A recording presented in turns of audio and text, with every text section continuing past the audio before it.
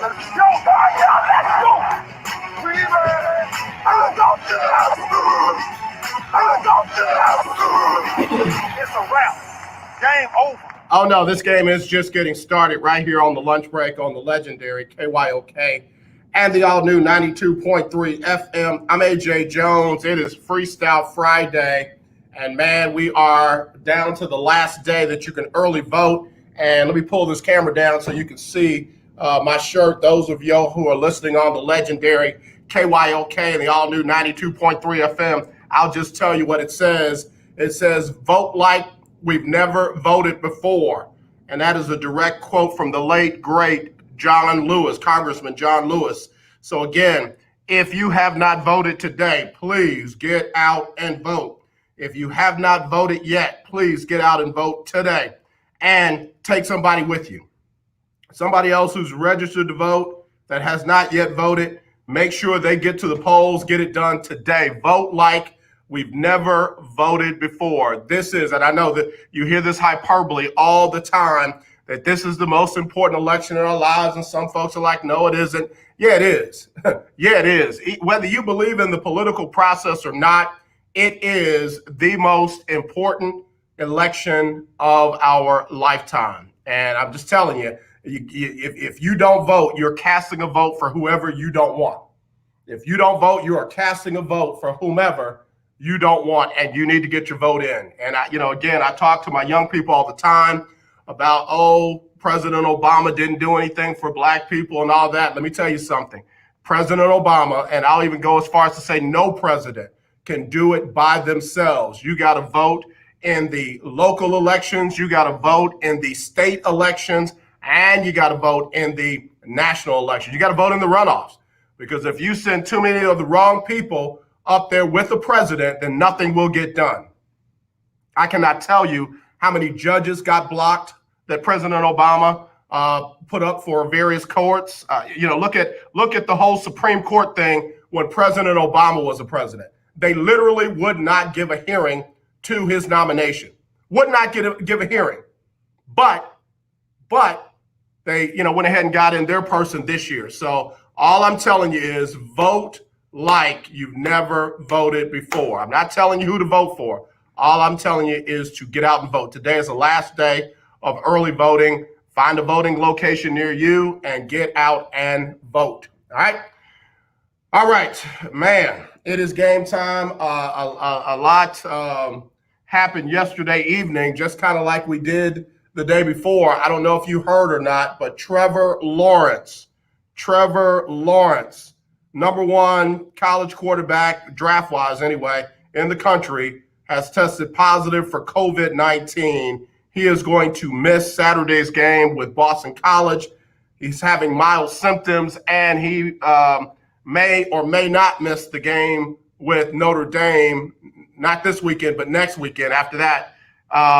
It all depends on when he started noticing his symptoms. In other words, they're going to play with the dates. Hey, Denise Garrett Fitzgiles, how you doing? Good long-term friend of mine. She does radio as well. So appreciate you tuning in from Louisiana. You're in Louisiana, aren't you? But anyway, Trevor Lawrence has tested positive for COVID-19.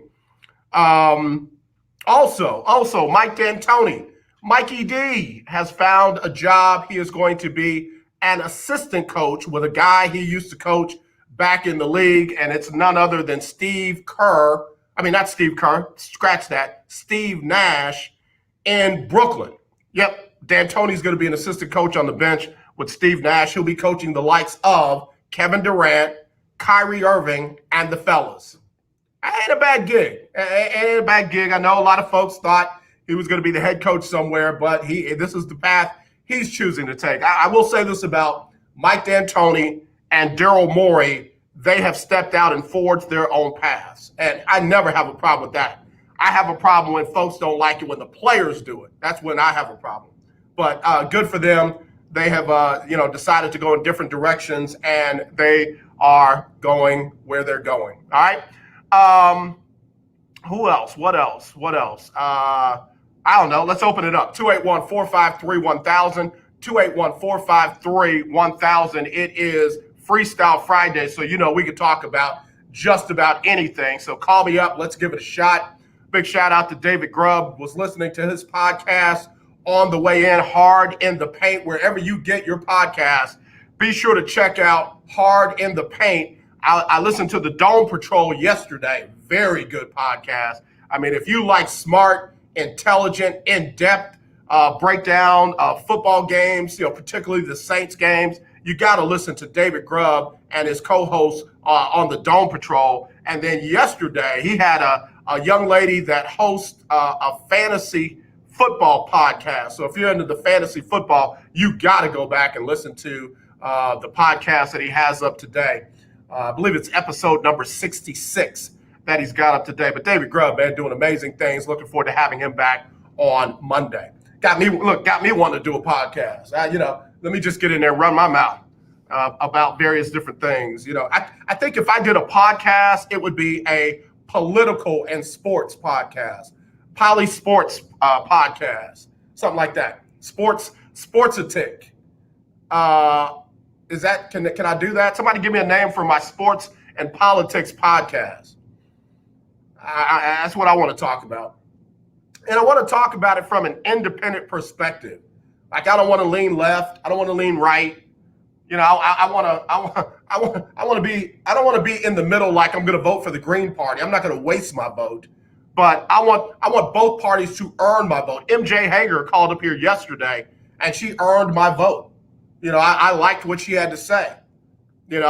I've had people reach out to the John Cornyn campaign to try to get them to advertise with us, since they care so much about the black community, and lives have never been better than since we've been under President Trump. I thought maybe they'd like to advertise and spend some advertising dollars with one of the longest running black-owned stations in the city, and got nothing back. So, MJ Hager earned my vote yesterday. Hello, you're live on the lunch break. Who's this?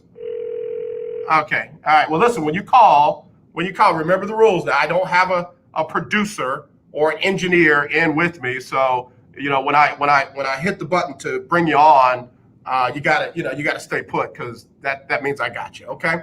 All right. And again, you don't have to agree with me. You just have to be respectful. I want to shout out to Fernandez again. Fernandez got his 50 yesterday for being week 7 winner of the Lunch Break Weekly Keeping Up with the Joneses Pick'em Challenge. Fernandez was 12-2 on the week. A couple of folks were 11-3, a couple of folks 10-4. He got that courtesy of Mod Jules. Mod Jules put up the 50 for that. And I'm wearing a Mod Jules leather bracelet today. They gave me some product to wear on the show. And it's a little different style for me, but I wanted to be different today. So I got what I call the biker or the skater bracelet on today. Y'all tell me what you think of my bracelet today. 281-453-1000, 281-453-1000. All right, let me go ahead and get the commercials going. We'll come back with more. If you want to get in freestyling with me today, 281-453-1000, 281-453-1000, or you can text me, 832-403-5005. That's 832-403-5005.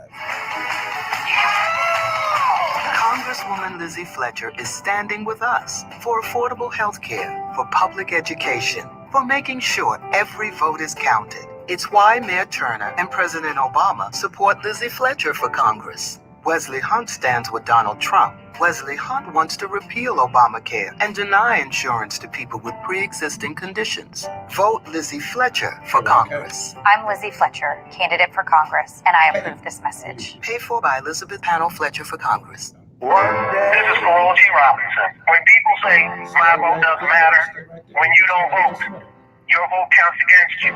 The other side gets a vote.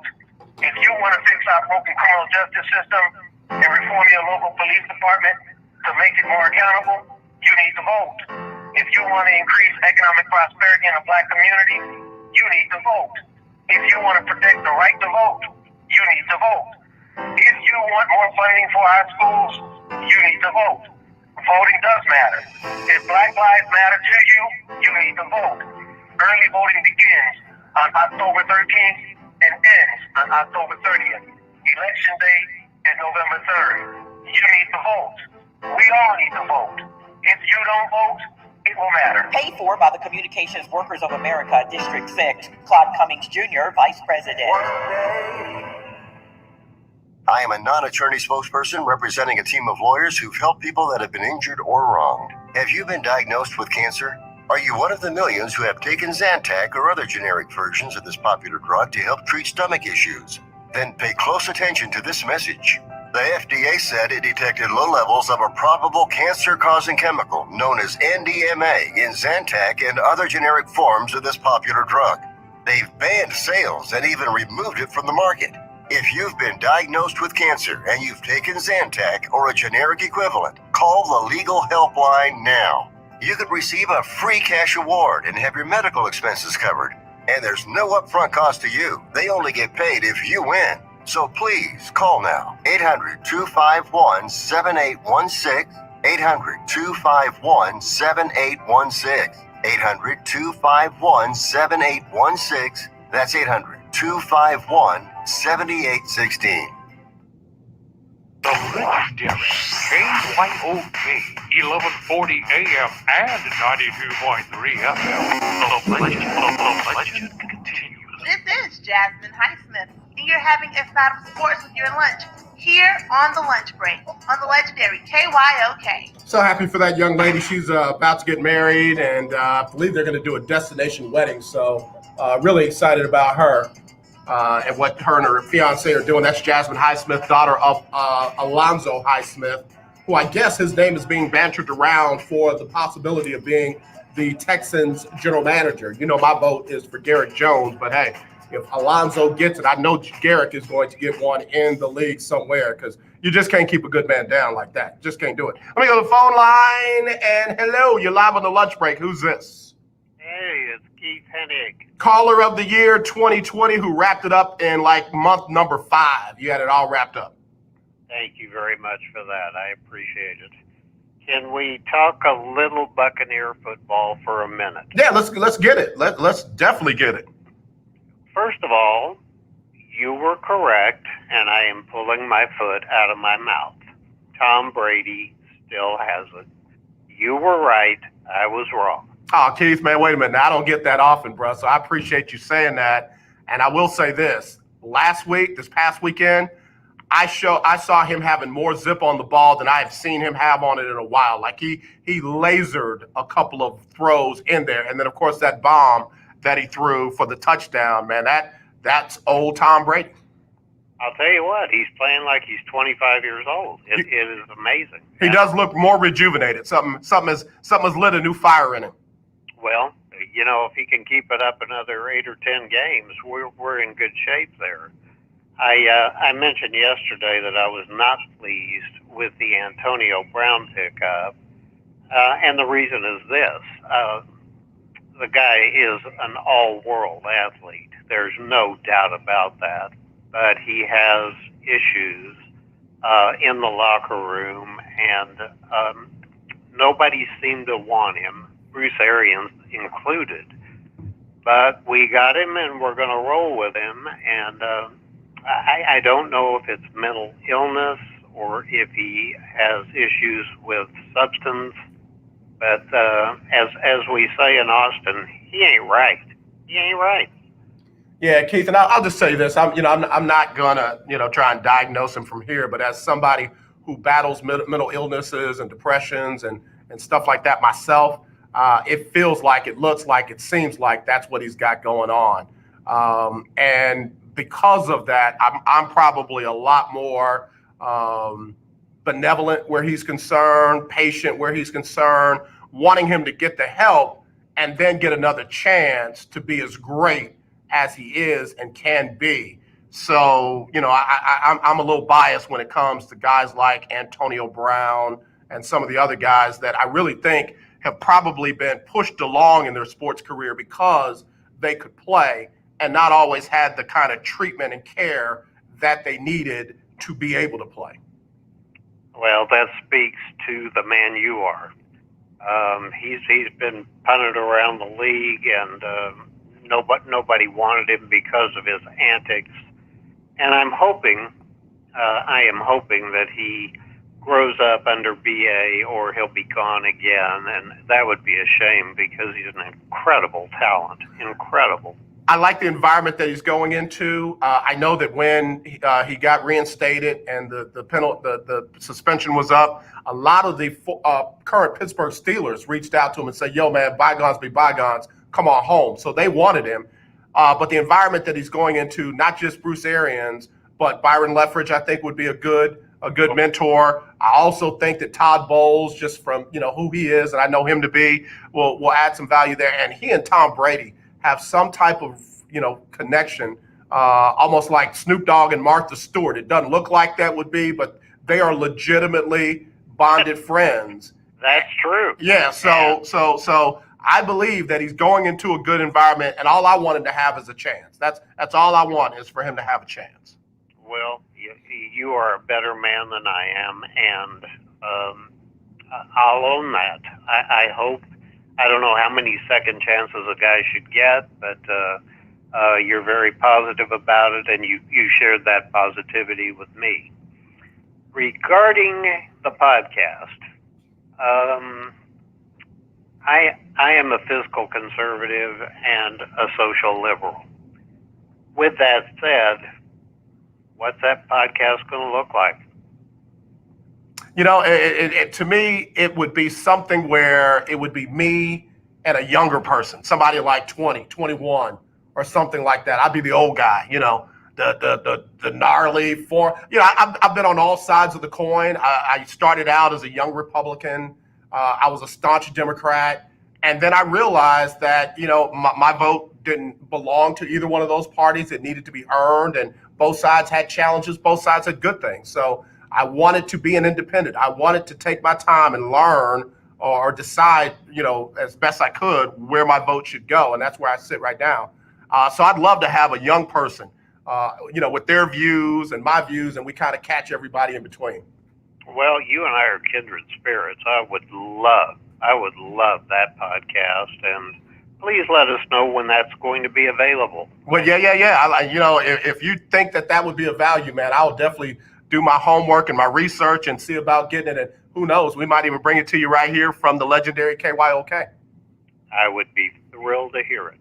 Well, Keith Hennig, you brightening my day, bro. I appreciate you for that. Thank you. You brighten mine as well. You make this is the best 2 hours of my day every day, and I thank you for it. You are just doing a remarkable job, and keep up the good work, okay? Thank you, Keith. I will, and thank you for the friendship, man. You have a good rest of your weekend. You do the same. Thank you so much. All right, brother. Keith Hennig, Caller of the Year 2020. He was also one of the ones that put up $50 for the lunch break, keeping up with the Joneses Pick'em Challenge. So we really appreciate our lunch breakers like Keith Hennig. So again, if you want to get in, 281-453-1000, 281-453-1000. Want to hear your thoughts. It's Freestyle Friday, so we can talk about a little bit of everything. So if you want to talk about sports, like we just did with Keith, I think Tampa Bay is legit. I didn't think that they were going to be this good this soon with all those new moving pieces, but it's just a testament to Bruce Arians' leadership, the expertise of Byron Leftwich and Todd Bowles and the organization. And Tom Brady brings some stability. Tom Brady brings some stability. Again, I didn't like Jameis Winston being blamed. I didn't like him being jettisoned off, but I'm glad he found a good spot where he could get what he needed. And like he says, he's in a PhD class on quarterbacking under Sean Payton and Drew Brees. So there you go. And I like the relationship that I see between him and Taysom Hill. So it's all good. It's all good. So, hey, keep your eyes on Tampa Bay. They may make some noise in that NFC South, which is what Atlanta won in last night. All right, let me take a break. Got another caller coming in. We'll be right back right after this on the lunch break. This is Commissioner Rodney Ellis, and here is my friend and our next vice president. Hey, everybody, it's me, Kamala. When we vote, things change. When we vote, we address the need for all people to be treated with dignity and respect in our country. Vote early, October 13th through the 30th, or on Election Day, November the 3rd. Please vote. Paid for by First Tuesday PAC. Not authorized by any candidate or candidates committee. All right, it's election time, which means political ads are everywhere. But there's a reason for that. This is important. We have a president who is a straight-up racist, who uses racist language and attacks to divide Americans against each other. We don't just need a new president, we need leaders who aren't afraid to stand up to Trump. But our senator, Republican John Cornyn, he votes with Donald Trump more than 95% of the time. So what do we do about it? We vote for Democrat MJ Hagar. MJ is a combat veteran and is a working mom who knows healthcare costs are out of control. She'll fight for affordable healthcare, cheaper prescription drug prices, and protect people with pre-existing conditions. And she's endorsed by President Obama. But most importantly, she's got the courage to stand up to Donald Trump. So vote. Vote Democrat, all the way down the ballot. And vote for Democrat MJ Hagar for U.S. Senate. I'm MJ Hagar, candidate for Senate, and I approve this message. Paid for by MJ for Texas. The legendary KYOK 1140 AM. The legendary KYOK 92.3 FM. Two radio stations in one. I'm Larry Scott, host of the Not So Christian and Me Show. Join me Saturdays for great fun, interviews, music, and the latest news surrounding our world today. We are the show that cares to hear your voice and opinion with real conversation in a no judgment zone. So join me Saturdays from 1 to 2 p.m. on the Not So Christian and Me Show, right here on the legendary KYOK Radio, 1140 AM, and the all-new 92.3 FM and KYOKradio.org. All right, real quick, before we get back to it, got a caller standing by. AJ Hinch has been hired after his suspension for a year was up, has been hired as the new manager of the Detroit Tigers. So AJ Hinch stays in the American League and will get a chance to exact some revenge against his former team, the Houston Astros. On AJ Hinch's hiring, I say congratulations. Glad you got another chance. All right, let me go phone line. Hello, you're live on the lunch break. Who's this? This is Al. Hi. Al, hi. Al. I know, Al, you probably thinking like, man, every time I pop on the stream, the dude says, yeah, man, I need to get you on the show, but I never do. We're going to lock it down today, Al. How about next Tuesday? Are you free? Ooh. We're going to have to get back. I'm going to have to get back on you with that. Get back on me. Let me know about next Tuesday or next Thursday, either one of those. Okay. All right. What's going on, man? It's a pleasure having you dialed in, man. This is great. I appreciate you. Hey, it's great talking with you in person. Man, I just wanted to get on here and just tell people definitely when you vote, definitely, man, do your research. Do your research. Do not settle. When I went to the poll Tuesday to go vote, and it took me a little bit because I'm similar to you. There was one time I was Democratic. A little bit of time I was Republican. And then like the last several years, I've just been independent. But I've been learning how to do research, ask questions, hear both sides of the aisle, what's going on, and just definitely do your research when it comes to voting and who you want in office. And then when you go vote, do not feel bad about who you voted for and who you chose. Yeah, absolutely. You don't have any reason to feel bad about it, and you don't have to share it. I mean, there are folks that, who'd you vote for? And they make it some type of adversarial thing. Man, my voting is private. It's intimate. That's why I don't tell people who to vote for, nor do I, divulge who I voted for. But, hey, I like the way you do it. My dad taught me that, Al. He literally would not let me get an autograph from a celebrity or a player if I didn't do some research on them and could tell them more than, hey, I want your autograph. Needless to say, that carried over into voting. My dad was very big into, the political scenes back in the 60s and 70s. And his thing was, you need to know something about the candidates and the issues before you give them one of the most important things you have, and that's your vote.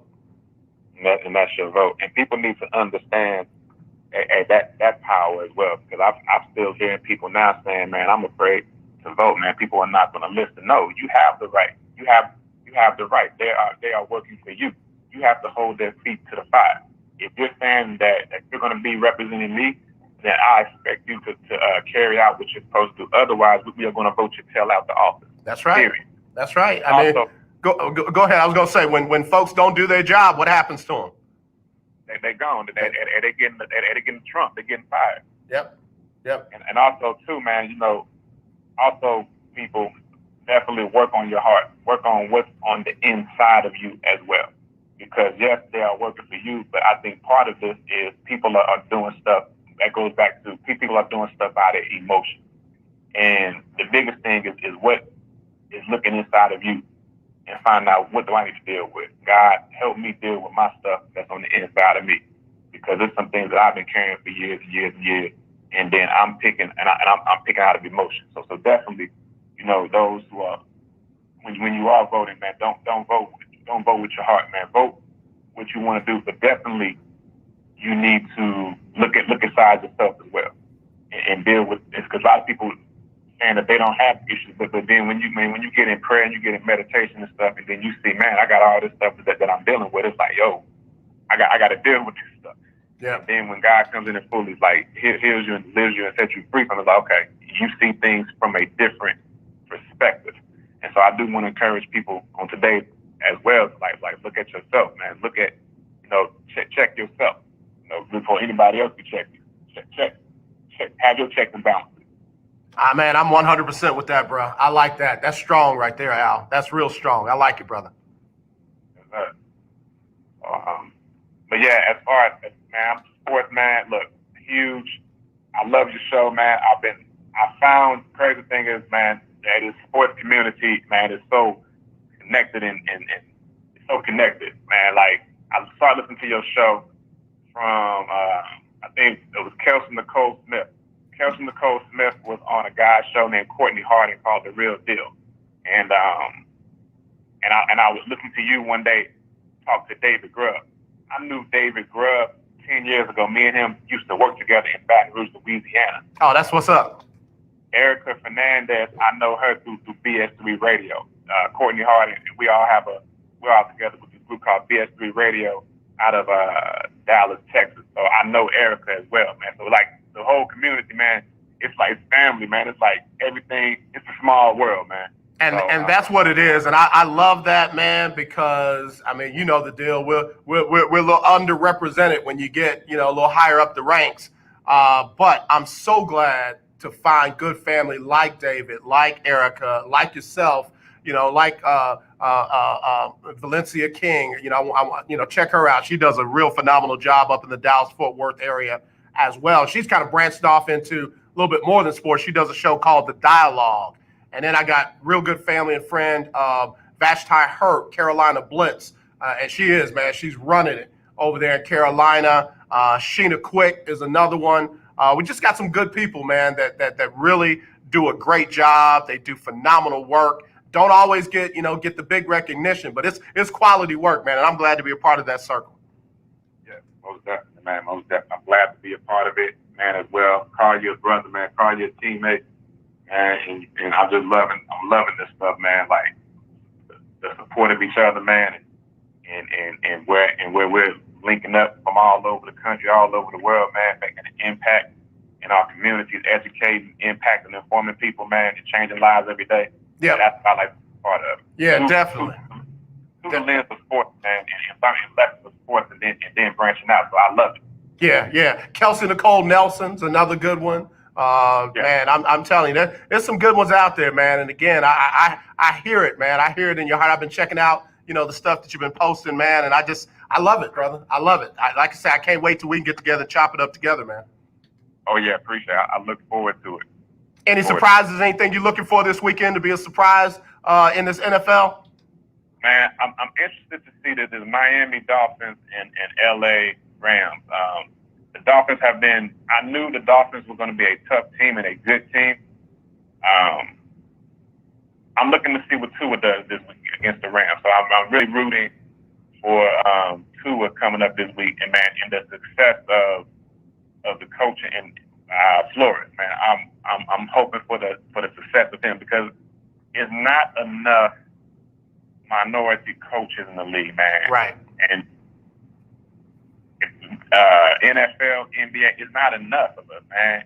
And sometimes, man, we only get certain shots, and we don't get those chances. So I'm hoping that I'm looking to see what Tua does. I am surprised now. My playoff team I picked was the Cleveland Browns. A lot of people looked at me and said, "Man, the Cleveland Browns." I said, "Man, All they got to do is run that football. That's it. Run that football. I want to see how Baker handles success as well going forward. I think right now they're 5-2. I want to see how they continue to develop and get better. They haven't been winning like this in a very long time. And then of course, you know, Kansas City. I'm out here in the Kansas City area, so I'm excited to always see the development and the continued progression of Patrick Mahomes. I was not in the beginning with the Le'Veon Bell signing. I had to sit down for a moment and soak the Le'Veon Bell signing in a little bit to get a better understanding. And now I understand a little more of why he came into Kansas City. So I'm excited about seeing him go up against his old team, the Jets. So I'm looking forward to that game in particular as well. So those are several games that I'm looking forward to. And but my eyes gonna be on Florida this weekend with the Rams against the Dolphins. Yeah, that's gonna be a good game. I too am looking for a coming out party for Tua. Brian Flores, man, he literally will be revered if he can turn the Miami Dolphins around. I mean, if you think about it, nobody's been able to do that. Nobody's been able to do that since the legendary coach that they had there, Don Shula. So I would love to see him be that guy. I'd love to see Tua be that quarterback to give them some excitement in that area. And I'm with you too, man. Cleveland has been a surprise team. Baker Mayfield had another blow up though the other day. Didn't like a question that was asked about Odell Beckham Jr. And he's got to tie that stuff up, man. You got to realize, bro, just because you play quarterback don't mean you've earned the right to be jumping on reporters and snapping and clapping back at people, man. Just play your game and let that come to you. But you know, that's just me. You know, he's a Texas boy, and a lot of these Texas boys, you know, they get a grace that other folks don't always get. So we'll see how that works out with him. And then last and certainly not least, you up there in Kansas City. So here is the most important question of the day. Who's got the best barbecue in Kansas City? I need to know. Well, see, I grew up, I was a Gates barbecue person. How may I help you as soon as you hit the door? Yeah, you know what time it is. You know, and when you get in the door, they yell at you. Brother, I would miss flights coming out of Kansas City home to stop by and get some Gates because they'll package it up for you to travel with it. So I got you. You sound like you know what you're talking about.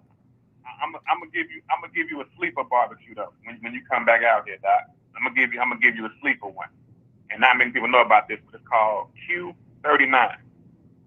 Now that's a new one on me. I thought you were gonna tell me Jack Stack because I got a friend that lives there, Kanisa Williams. She sends me rib tips every now and then. Well, back when I was eating meat. But Q39 is the name of the place that you tell me is a sleeper, huh? Sleeper. Jack Stack is good. Now Jack Stack has the best baked beans, and they got good ribs. But the Q39, people like I moved back out here 2 years ago, and I went to Q39. They blew my mind. I said, where this been at in my life? I grew up on Gates now, but this Q39 is gonna give Jack Stack and a little run for their money. But yeah, man, you got now you got my mouth watering for some Q39 just so I can taste it. I'm not gonna eat much of it because I'm a pescatarian now, but I gotta put a piece in my mouth and find out what you're talking about.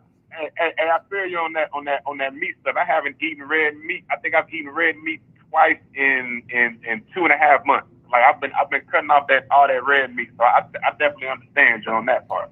Man, I tell you, man, you have made my day, brother. You gonna make me make a phone call up there to Kansas City to my people and see if they can't wrap me some Q39 up and send it my way.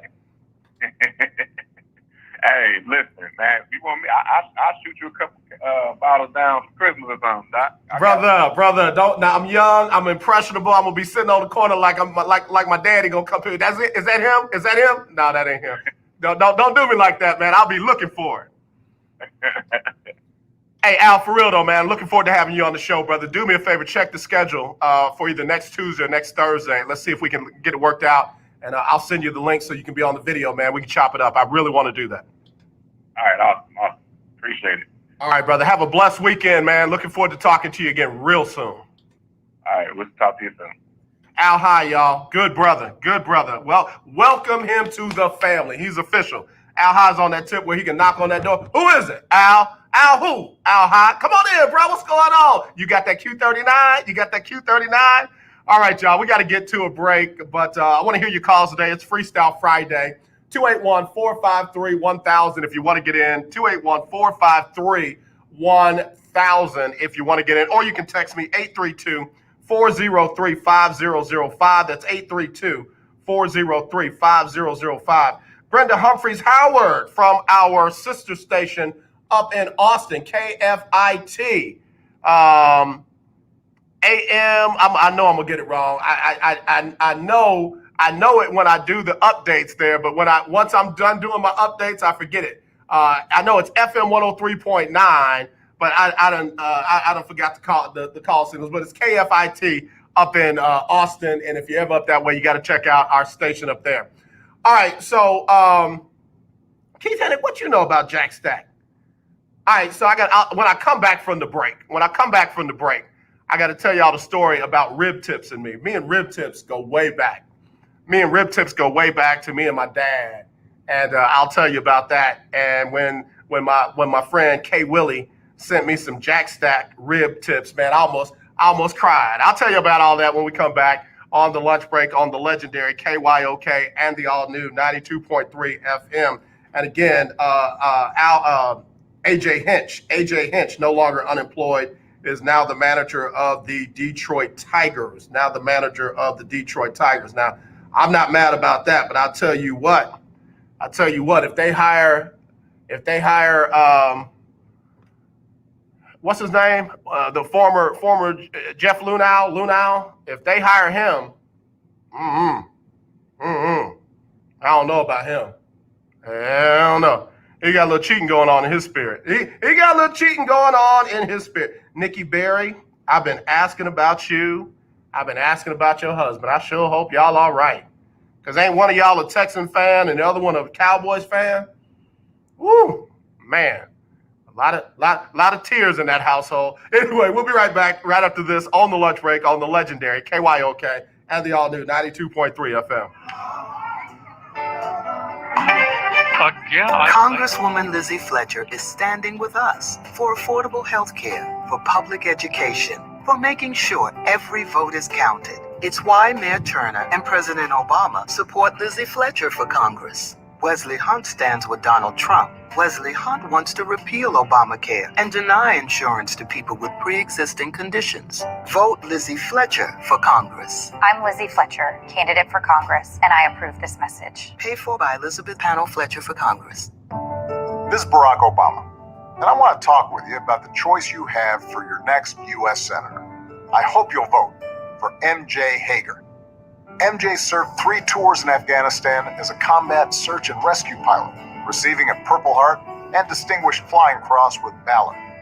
She's also a working mom who knows the struggles families face to afford health care, which is why she'll fight to protect the Affordable Care Act. Progress we all worked so hard to achieve, and Republicans keep trying to repeal. And MJ is firmly committed to making the reforms we need to address systemic racism and create a more fair and equitable America. And that's why, whether you vote early or on November 3rd, I hope you'll join me in supporting Democrat MJ Hager. We need her in the United States Senate, but she needs your vote to get there. I'm MJ Hagar, and I approve this message. Use of military record does not imply endorsement from Department of Defense. Paid for by MJ for Texas. My name is Gary Bledsoe, president of the Texas NAACP. The upcoming election is one of the most important elections in the history of this nation. Elections have consequences, and after the death of the legendary Ruth Bader Ginsburg, things that have been done by the courts to grant rights to racial, ethnic, religious, and other minorities are seriously at risk. The chances for the survival of Obamacare and affirmative action seem to be remote at best. Do you want an administration and court system that takes the side of bad cops and that works feverishly to make sure your right to vote is compromised? This election is about whether you have your right at first-class citizenship and humanity. The voter suppression efforts now existing in Texas are a clear reminder of years past. They are reducing polling places, drop boxes for absentee ballots, permitting abusive poll watchers to abuse voters, and a host of other activities. Vote in honor of your ancestors, and please report any irregularities to the NAACP. Paid for by the Communications Workers of America, District 6, Claude Cummings Jr., Vice President. You're listening to 1140 AM and 92.3 FM. The legendary KYOK. Hey, you want some sports with your lunch? Well, tune in to the legendary KYOK at the lunch break. And I'm Raven Rogers. All right, y'all, back here on the lunch break on the legendary KYOK and the all-new 92.3 FM. I'm AJ Jones. It is our Freestyle Friday. And just like that, I make a statement that I heard on the mothership, and the man who was up there, let's see. That's funny. Our next guest is going to be calling from a very interesting place. I'll reply back to her, and I'll say that's going to be hilarious. Let's see. That's going to be hilarious. All right. So, yeah, laugh emojis and all that. So anyway, I made a statement that I heard covered on the mothership. And I said, you know, they said Baker Mayfield exploded about the comment made about Odell Beckham Jr. And our guy, brother, friend, who actually covers Cleveland up there, Willie Gibson, broadcast journalist from Columbus, Ohio, says, and I want to make sure I quote it. It says, bro, Baker didn't blow up over that OBJ question. I was on the call. He defended his teammate in a conversational tone. And then I told him that I heard it on the mothership. He said, nope, the dude asked him about the narrative that he's better without Odell. He said it's very insensitive to ask that about a guy who just tore his ACL, and I'm not going to comment on that. All right. So there we go. You know, and that's not the first time the mothership has, you know, put stuff out there in a sensational way that turned out not to be factual. In fact, one of my issues with Keith Hennick, I know you want me to make that big money up there in Bristol. One of my issues is I don't like places where you can release a story and be the source of the story yourself. Back in the day, when I came up, you know, trying to understand, broadcast journalists had to have two independent sources to verify something before they put it out there. But nowadays, man, you gotta do it in 280 characters or less, and you gotta be first. You know, you gotta be first. That being said, I know she wasn't first, but she was the first that gave it to me. Vashti Hurt with Carolina Blitz was the first to release the statement about Trevor Lawrence. And I want to read the statement that was also made by Dabo Sweeney. He says, and this is from Heather Dinich, college football Heather, CFB Heather. Trevor has authorized us this evening to announce that he has tested positive for COVID-19 and is now in isolation. He is doing well with mild symptoms, but will not be available for this week's game against Boston College. And again, the interesting thing is on the number of days he's technically supposed to miss the Notre Dame game, but they're already laying the groundwork to kind of finagle that a little bit because the 10 days or whatever it is starts when he first experienced symptoms. So if he experienced symptoms earlier than what they identified, then his 10 days would be up and he'd be able to play against Notre Dame in 2 weeks. But, you know, hey, they're going to do what they want to do. They're going to do what they want to do. So I'm going to just leave it at that. Oh, man. Ericka. All right.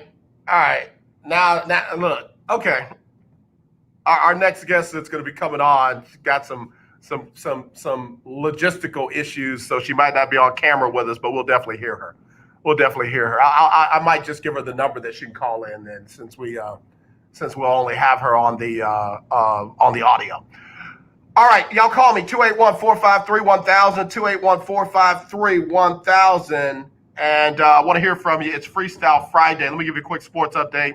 We've already talked about Trevor Lawrence, number one quarterback in the country, expected to go number one in the draft if he remains if he decides to leave early. Has tested positive for COVID-19, going to be out this Saturday against Boston College. Atlanta beat Carolina 25-17 for their first win of the season.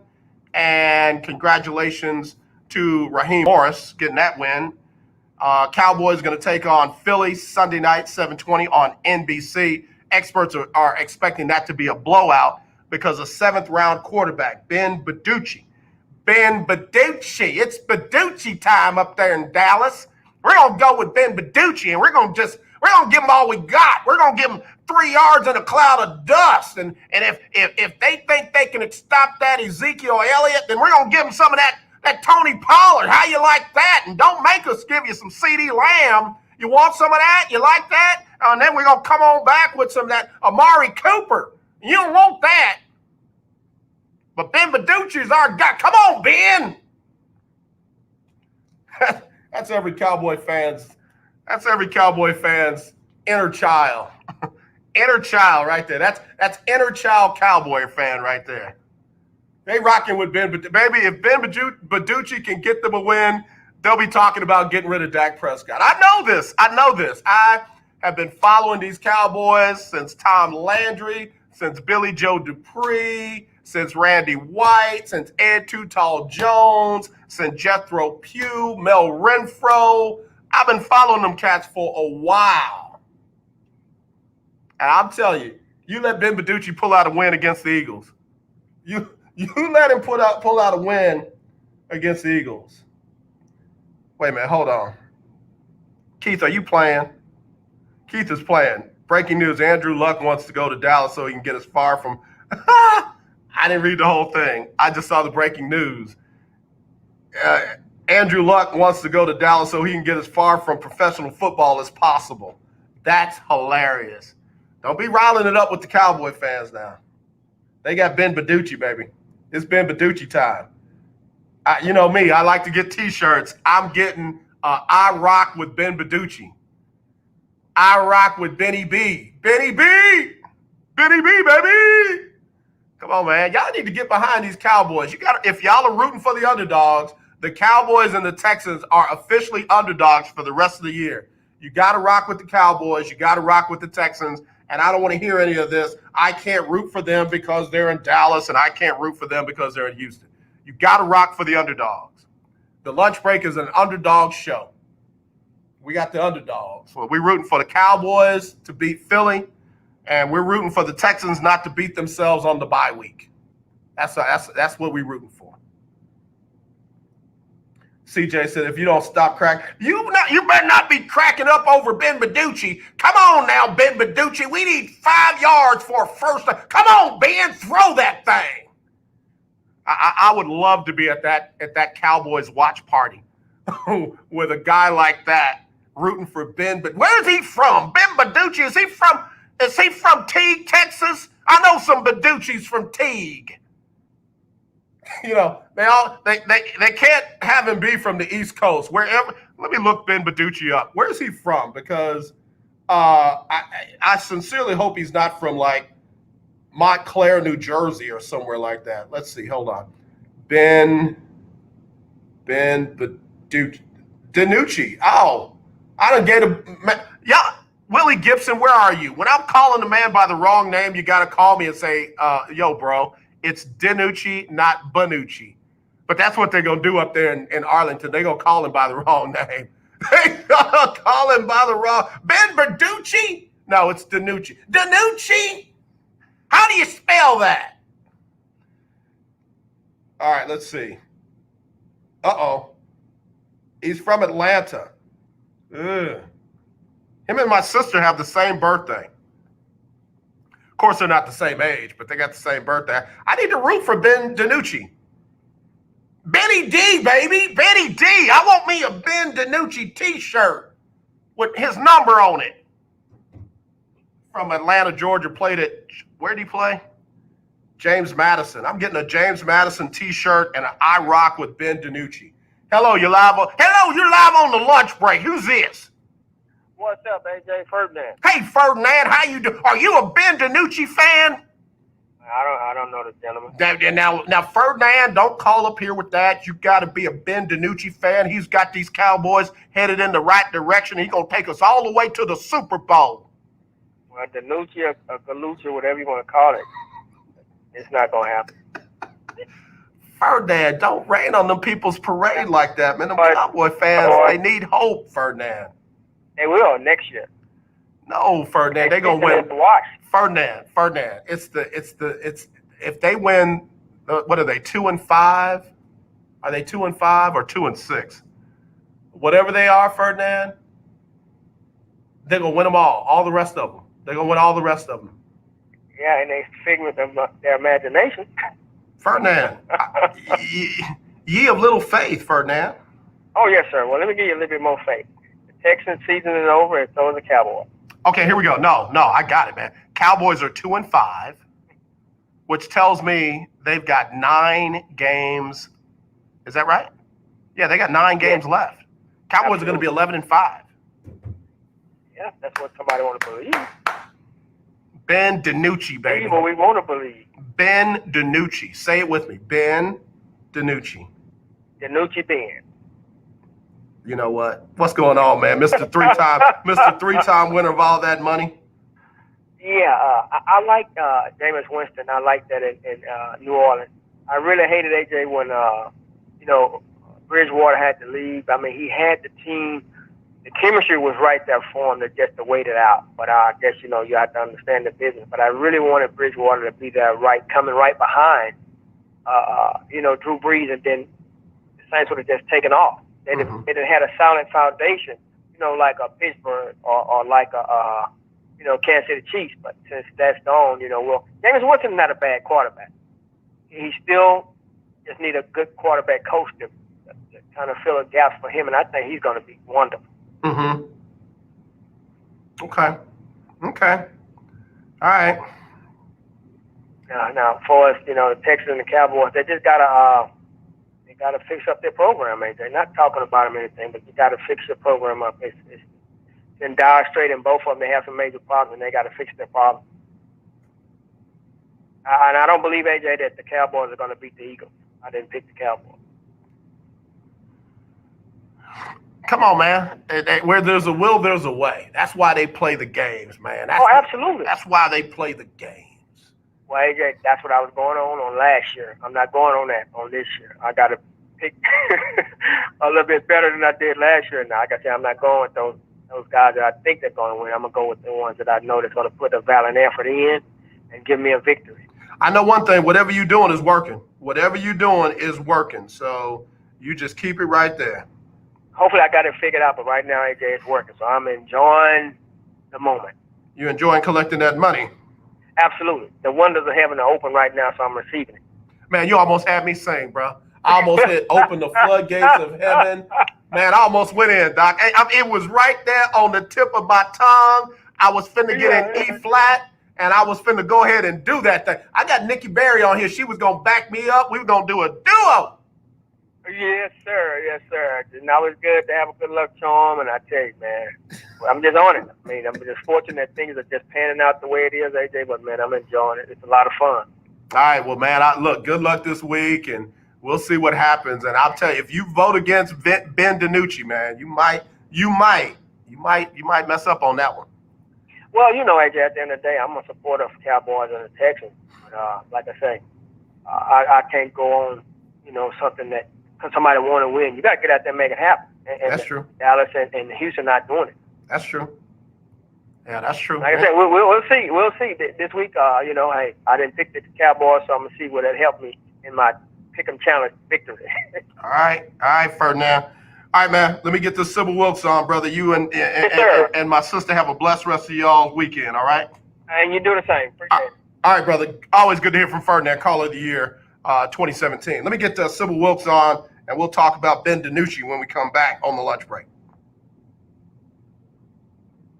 It's Sybil Wilkes with what you need to know. Today is Friday, October 30th, 2020. And a reminder, daylight saving time comes to an end this weekend. Turn those clocks back 1 hour before you go to bed Saturday night, Sunday morning.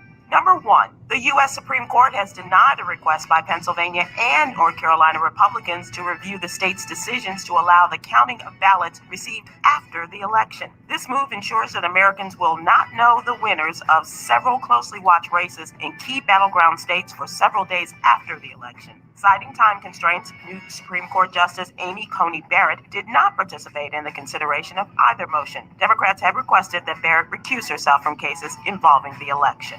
Number two, former NBA superstar and commentator Shaquille O'Neal recently shocked his fans by revealing he became a first-time voter this year after casting his ballot for this year's presidential election. During an interview, Shaq revealed he didn't make the time to vote in the past, but was determined to make it happen during this crucial election. Shaq is not the only celebrity pushing to get out the vote. Earlier this week, NBA superstar Chris Paul led a caravan of about 2,500 Winston-Salem State University students and members of the community to vote. Number three, according to a new study, immunity to the COVID-19 infection lingers for at least 5 months and possibly longer. The new report released Wednesday shows 90% of people who were mildly or moderately ill from COVID-19 infections keep a stable antibody response that is strong enough to neutralize the virus.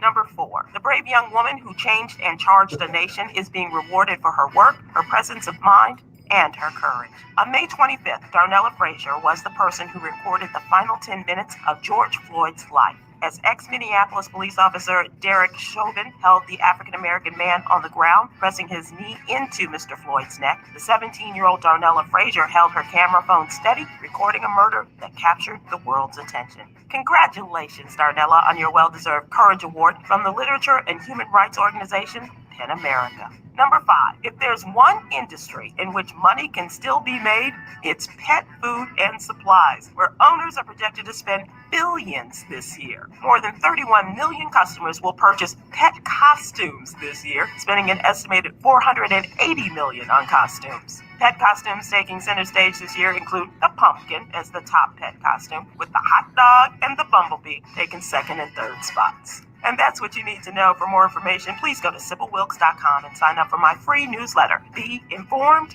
be empowered. Hey, this is Raven Rogers from the University of Oregon 800 meters, NCAA, 3-time NCAA champ, art major, Spanish fluent, Houston native right here. And you're listening to The Lunch Break with KYOK. The legendary 1140 AM KYOK Conroe and 92.3 FM K222CX Houston. The views and opinions expressed on all radio shows broadcast on KYOK. Can you hear me? Yep, I can. Guests and callers. I'm so sorry. This sound has been going off since 10 a.m. It is, I don't know if you've seen these videos, like it's New York City heat. It's been clanking. And that was my fear, and that exactly happened. Because, of course, it would happen. Why not, right? Oh, wow. Hang on one second. Okay, there we go. Wow. So, I mean, you okay? No, we're fine. It's just that the clanking has been going on ever since we moved in, and that's something that I haven't experienced in a minute. And it's loud. It's obnoxious. It's like spewing steam. And the landlords are like, yo, there's no way for us to fix it. But, they're just being cheap. So I'm like, all right. Whatever, it is what it is. But I'm so sorry, won't be able to use the mic. I'm here literally on the toilet. Oh, the rest of the house, the rest of the apartment is so damn loud. Okay, no problem. We're gonna come in and it's a little bit over. Yeah, but let me know if you can hear me good. Yeah, I got you loud and clear, actually. Perfect. Okay, cool. Thank you. And I had no clue you're a pastor. I continue. Who told you I was a pastor? Did you dig in my stuff? No, I was watching your stuff last night. You asked me, you're like, if you don't mind, look up some stuff just to feel out the show. And I'm like, oh, crap, he's a pastor? Oh, damn, I have no clue. Yeah, I am. It's a Christian radio station, so, we don't say any bad words, but we can talk about sports and life as much as we can. No, good to know. Thank you so much. I appreciate the heads up on that. I definitely have a potty mouth, so. I'll tell anybody. They say I do too. I don't know where they're getting that from. Now, where are you physically located? I'm in New York. Well, New York City, more importantly. Let me be more specific. Hey. Yeah. All right. Yeah, this is going to be fun. Yes, it sure is. All right, stand And by. where are you at? You're in Texas, right? I'm in Houston. Houston, perfect. Okay. Stand by, Eric. Cool.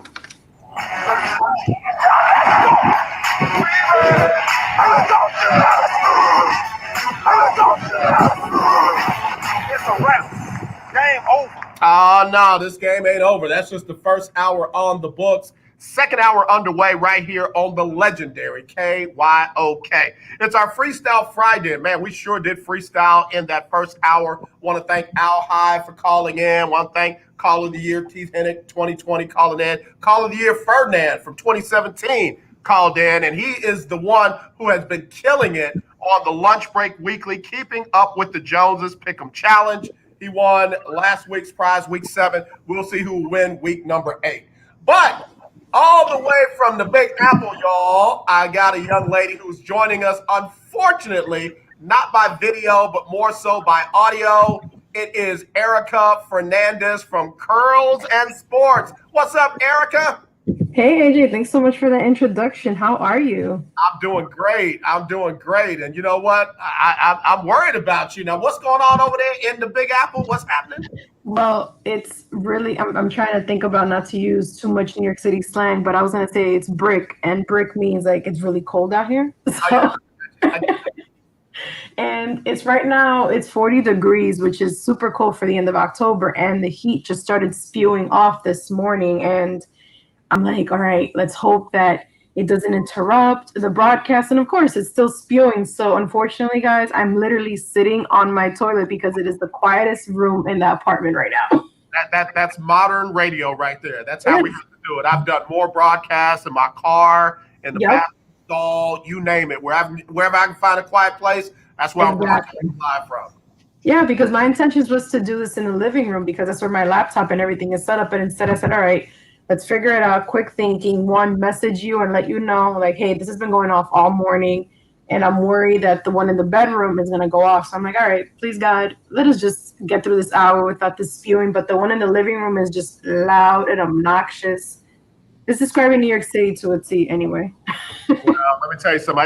I used to live in Jersey. I worked in Manhattan, and I would catch a car all the way from Jersey to Manhattan every day. So it was some good stuff. Hey, is the Shark Bar still open? Where was that located, if you remember? Shark Bar was in Manhattan as well. No, but I'm saying where what was the streets, if you remember it? Oh, I don't remember. Yeah, it's been look, this mind of mine barely remembers what happened day before yesterday. So oh no, stop. Originally from New York? Yeah, I'm born and raised proudly. Okay, all right, that's what's up. Mm-hmm. You know, New Yorkers are a little bit arrogant with that. Like, oh, you don't ask me where I'm from in 2 seconds. That's funny. I mean, I love the area. I just couldn't afford it, man. Jersey was too expensive. New York. Yeah? What part of Jersey were you living in? I was living in Franklin Park, and then I lived in East Orange for a while. Oh, wow. Okay. Real bad in East Orange, so I couldn't be there. So gotcha. Yeah, it's still a little bit considered the hood from what I've been hearing. A friend of mine, she lives out there, and actually she grew up in the area, and then I remember, like, randomly, I got off the train and I walked to her house, and she's like, wait, you walked here? I said, well, yeah, why? She's like, I would have preferred for you to take in a cab because, you know, a lot of things happen around here. And I'm like, well, I grew up in the Bronx. I don't understand what's the difference. Yeah, so, yeah. If you boogie down, you can make it just about anywhere. That's what I'm going to say. Ericka, it's good to have you on the show. Tell everybody a little bit about Curls and Sports. Yeah, so the idea came, I was literally sitting on my couch, and this is when I started to pursue sports seriously and actively.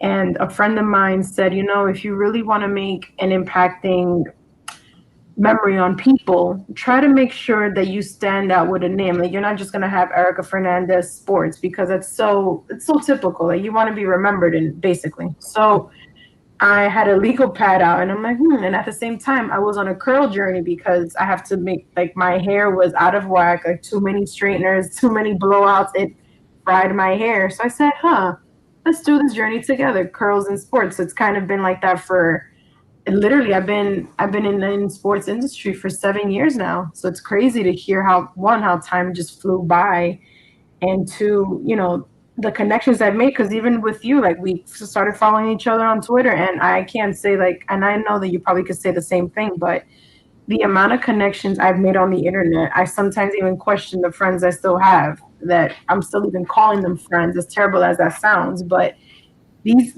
internet relationships mean so much to me, from Twitter friends, from Instagram friends. Like, it's, the support is real. But yeah, but I've been covering sports for 7 years now, which still blows my mind to even say that.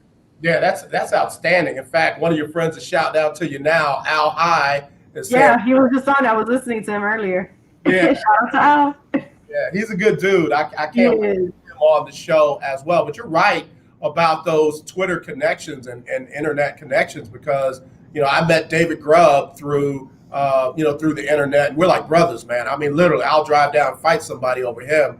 And then I got to meet Kelsey Nicole Nelson and Sheena Quick and Yes. I Hurt with Carolina Blitz, and now met. Oh, these are beautiful people. Yep. I mean, saying, and it's a great group, and Yeah.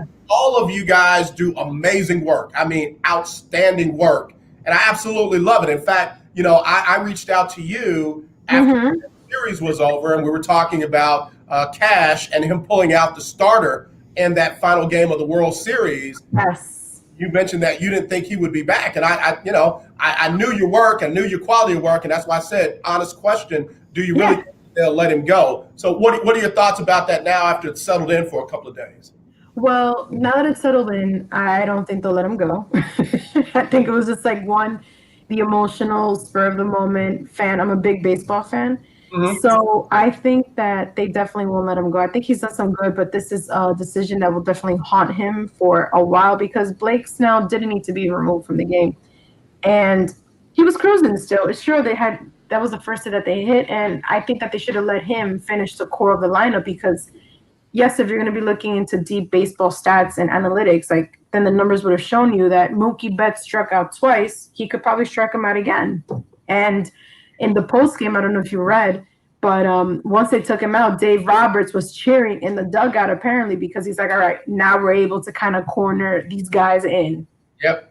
They know what they got. I was telling somebody yesterday, once they got Snell out, man, they started licking their lips. Exactly.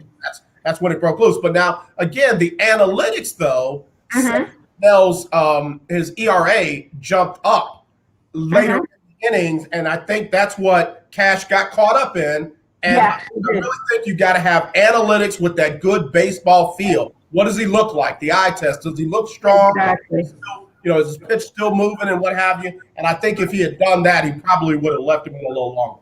I agree. I think that, I don't know if you've seen the film Moneyball. I think that's too much. That's getting too deep into it. And not to say that these things haven't guided previous teams, because you can't say that either. But I think that he probably took it too literal, and it probably would have been for the best for him to have let him in, at least finish this core of the lineup, and then maybe we would have had a game 7. But then with the news of Justin Turner testing positive for COVID, I don't know. I feel like that's something that we're never going to know. I think that they knew, and they were just eager to finish the series, as terrible as that sounds, and kind of call it a day and see what's going to happen next for pitchers and catchers in January or February, whichever day that they're going to choose. Wow. I mean, that's the thing with sports right now. It's going to be quick, flip over from one season to the next. Exactly. Ericka, stay right there. I got to take a quick commercial. Y'all, we got Ericka joining us here on the lunch break. She is the founder of Curls and Sports, and she's calling us all the way from New York City. So we'll take a quick break. We'll come back with more of her here on the lunch break on the legendary KYOK and the all-new 92.3 FM. Beautiful. Congresswoman Lizzie Fletcher is standing with us. You sound great, my friend. Healthcare. Thank you. Right back at you. I'm loving the energy. That's why I was like, all right, he has a good point. Let me look at how his shows are, and I'm loving it. Fletcher for Congress. So you're gonna make sure and share it. How long is this commercial break so I can share it on my end? We've got 3 commercials, so about 3 minutes. Perfect. Let me go on my end. Fletcher for Congress. I'm Share this on Facebook right now. and I approve this message. Paid for by Elizabeth Panel Fletcher for Congress. This is Earl G. Robinson. When people say my vote doesn't matter, when you don't vote, your vote counts against you. The other side gets a vote. If you want to fix our broken criminal justice system and reform your local police department to make it more accountable, you need to vote. If you want to increase economic prosperity in the black community, you need to vote. If you want to protect the right to vote, you need to vote. If you want more funding for our schools, you need to vote. Voting does matter. If Black Lives Matter to you, you need to vote. Early voting begins on October 13th and ends on October 30th. Election day is November 3rd. You need to vote. We all need to vote. If you don't vote, it will matter. Paid for by the Communications Workers of America, District 6, Claude Cummings Jr., Vice President. I am a non-attorney spokesperson representing a team of lawyers who've helped people that have been injured or wronged. Have you been diagnosed with cancer? Are you one of the millions who have taken Zantac or other generic versions of this popular drug to help treat stomach issues? Then pay close attention to this message. The FDA said it detected low levels of a probable cancer-causing chemical known as NDMA in Zantac and other generic forms of this popular drug. They even removed it from the market. If you've been diagnosed with cancer and you've taken Zantac or a generic equivalent, call the legal helpline now. You can receive a free cash reward if medical insurance is covered. And there's no upfront cost to you. They only get paid if you're in. So please, call now. 800-251-7816. 800-251-7816. 800-251-7816. That's 800-251-7816. 7816. 10 seconds. KYOK, 1140 AM and 92.3 FM. Hey guys, this is your girl Brandy Nelson, and you are listening to the Lunch Break on KYOK. All right, y'all. We're back here on the lunch break on the legendary KYOK and the all-new 92.3 FM. I'm AJ Jones. It is our Freestyle Friday. And, man, I decided to freestyle all the way to the Big Apple, all the way to New York City. Got a friend sitting in with us all the way from New York. It is Ericka Fernandez. She is the founder and host of Curls and Sports. Ericka, thanks again for taking time for us today. Of course. Thank you again for inviting me. The honor is mine. The pleasure is mine. Like, this is really dope. Again, love connecting with people on the internet, man. It's real connections, real love. It really is. It really is. Yeah. And I like hearing you articulate that, because you articulated what I hadn't been able to speak about, the connections that we have, through our internet family. So it's good stuff. Yeah. Amen. Internet family. That's what it is. Not even friend. Internet family. I like that. Yes, ma'am. Now let me ask you a question. You said you like baseball. I do. The Astros had a little cheating problem. All the way to a whole World Series. Being from the outside looking in, being in New York, are you a Yankees fan or a Mets fan, by the way? I'm a proud Mets fan. Thank the Lord. No wrong with that. Randolph could have gotten him turned around, but he didn't. He sure could have. Yep. Yeah. So being on the outside of Houston looking in, what are your thoughts about the Astros cheating, and how'd you feel about it? Well, I have nothing nice to say, I'll be honest. I think that I'm very aggressive when it comes to that, only because the league didn't hold them accountable for their actions.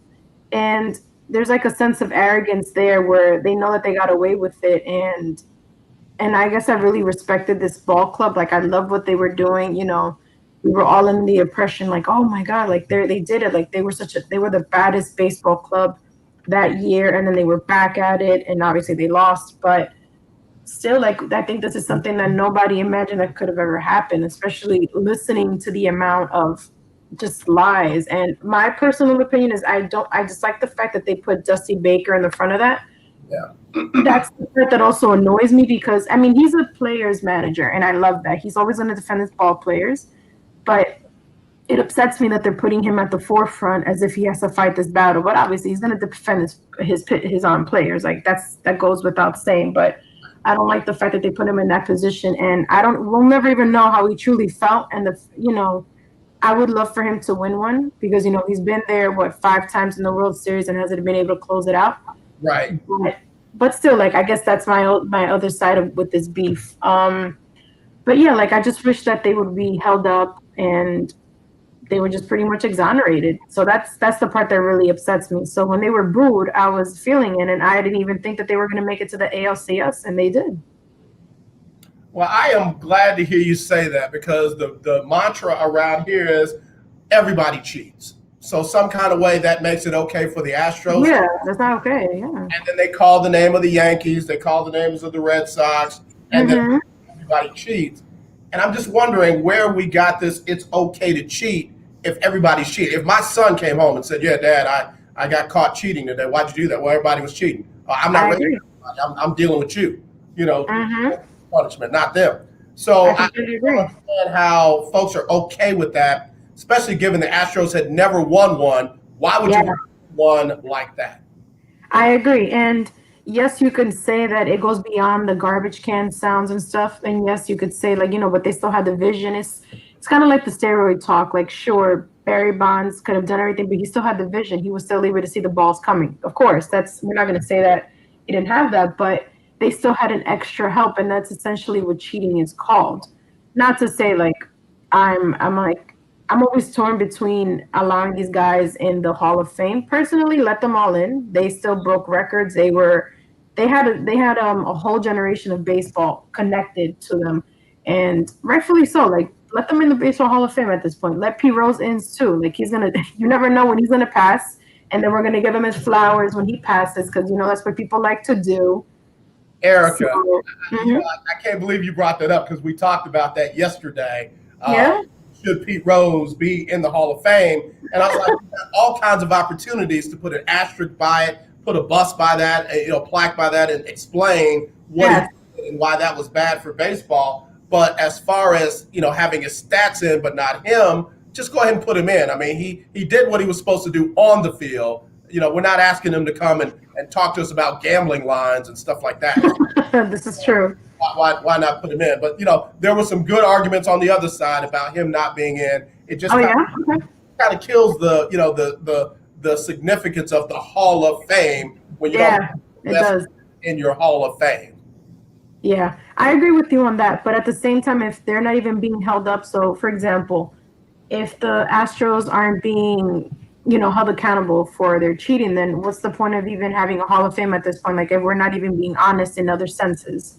So if we're going to be honest and conservative as the league is, and it's extremely conservative.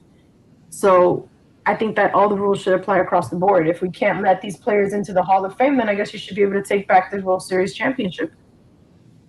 One of the Dodgers players kind of took a shot at the commissioner when he said, "Yeah, he's like, yeah, isn't this a nice piece of steel?" Because that's what the Rob Manfred said, that it's just a piece of steel, and they weren't going to take it back from the Astros.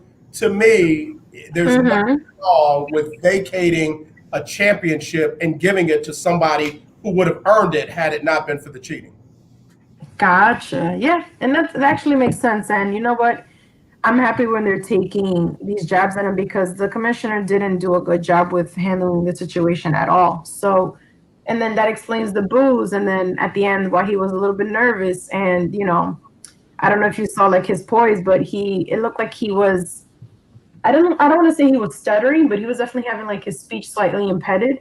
And according to a reporter, it was saying that it was so echoey in the stadium because it's not used to being that empty. That the echoes were disturbing his speech. Wow. Yeah. Yeah. Before we get into the situation with Justin being out there, knowing he had COVID-19, one of our listeners sent a question in. He said, regarding the World Series, the question I have is whether Kevin Cash is the Pete Rose of 2020. And the game of baseball, going forward, will the team ever be able to trust him again under pressure situations? He wants him placed on probation for 2021 and see if it's a big one. If not, then fire him. So he's a fan. Well, to answer his question, I think that this was baseball analytics kind of got the best of him, and I think that he should have trusted his pitcher. He should have trusted that he was still cruising. He should have let him see one more batter, in my opinion, if he wanted to really trust the analytics, and then I guess make his decision going forward. But I have to say, Blake Snell also, he took a very much a sportsmanship answer on his post game. I don't know if you noticed. He's like, yeah, I was taking out the game. It is what it is. Like, he had nothing bad to say. And he could have like went off on his coach. He could have said every single word in the book, and he didn't. Because he said, I guess there's still that relationship is still there, but I don't know if he'll forgive him. Yeah, Zach Greinke took a shot at AJ Hinch after they won the games because he said, "Yeah, it's good to have a manager that trusts me." And man!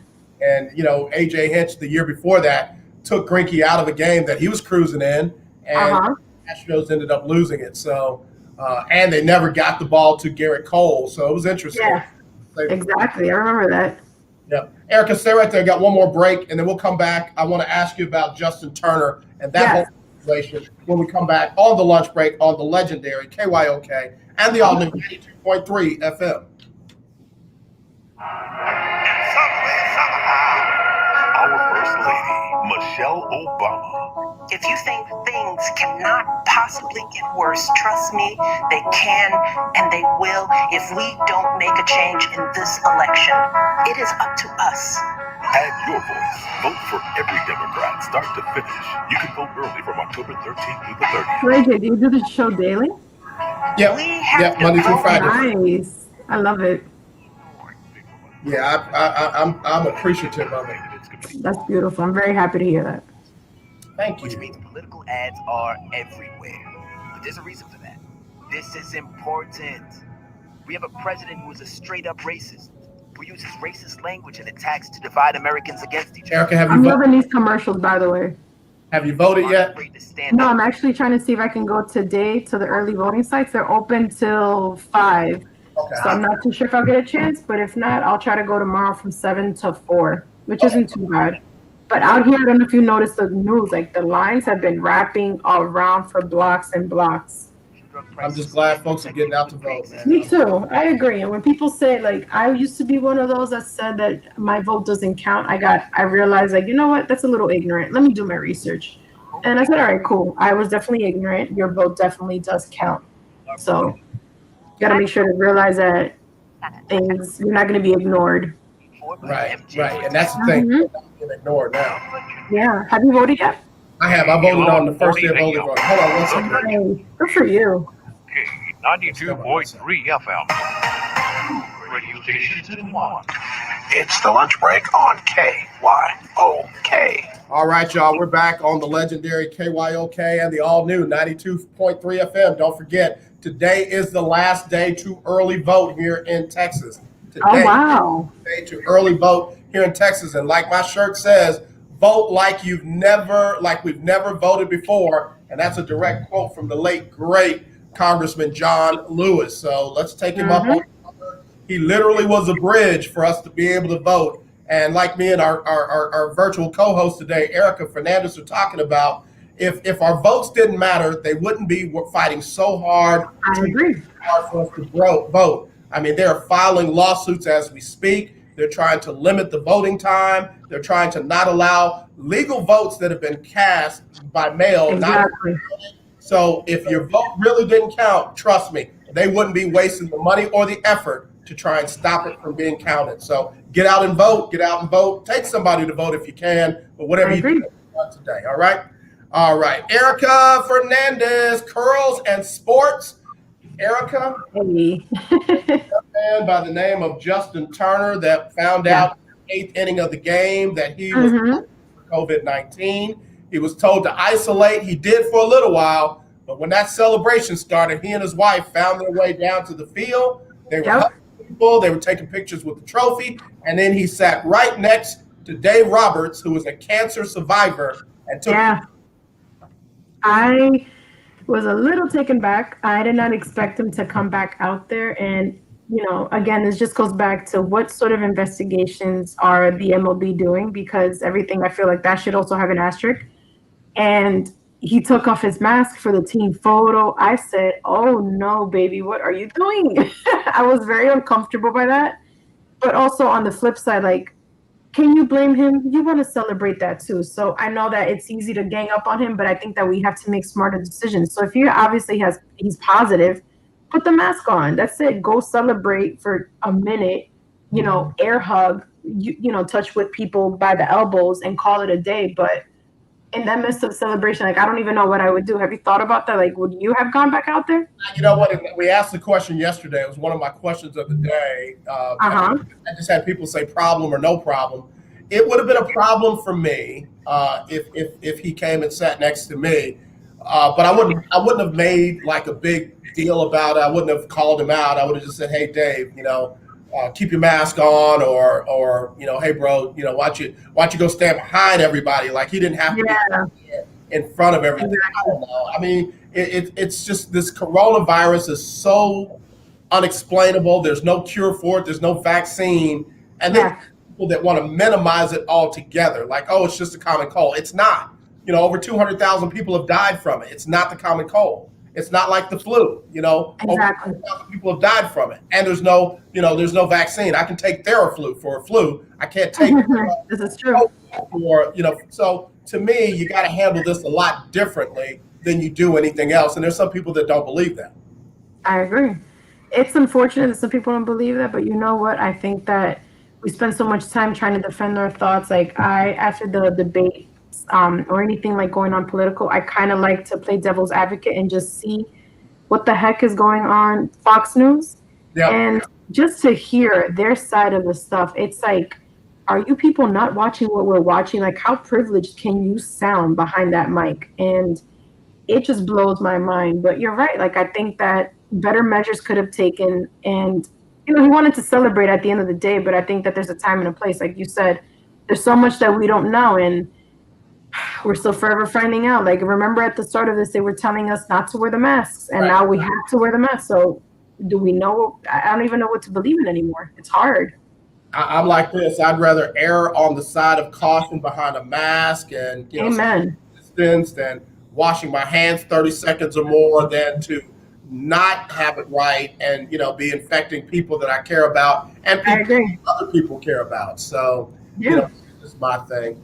But now Major League Baseball said that they're going to investigate, and one of the things on the table is a possible suspension. I think that would be a bit severe, but again, it's a severe situation. It is.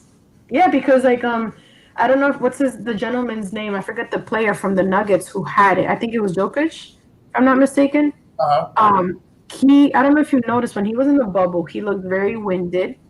And I was observing him the entire time during that series, and he was breathing very, very heavy.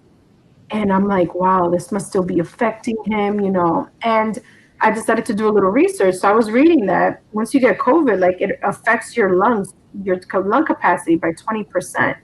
So I don't know, like there's just so much that we don't know. And I know we keep saying that, but I wouldn't want to put anybody I know at risk to getting that either, because life just isn't the same. Like I knew a bunch of people who had it and they still haven't been able to reclaim their sense of taste, their sense of smell. Sometimes they still breathe very heavy. And they just sound like they're overall struggling just to survive. So that to me is sad. Yeah, it's funny you say that because I said the same thing about Cam Newton. I feel like he is still suffering from the effects of COVID. He doesn't look himself. He doesn't look as sharp as he was.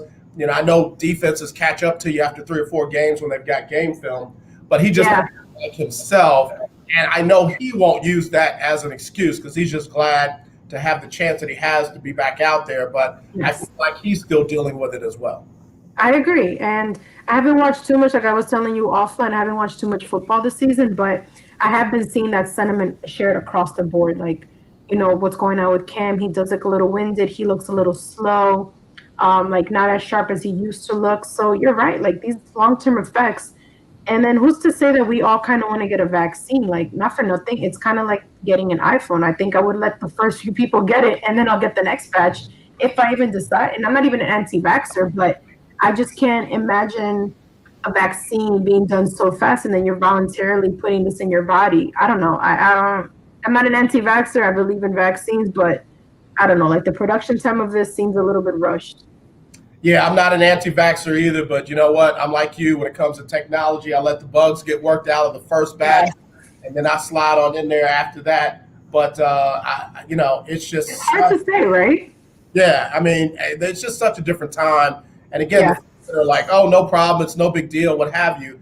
Typically, a lot of them don't have anyone that has personally passed away or gotten really sick from it. So to them, it's just a number on the TV or a number on their tablet.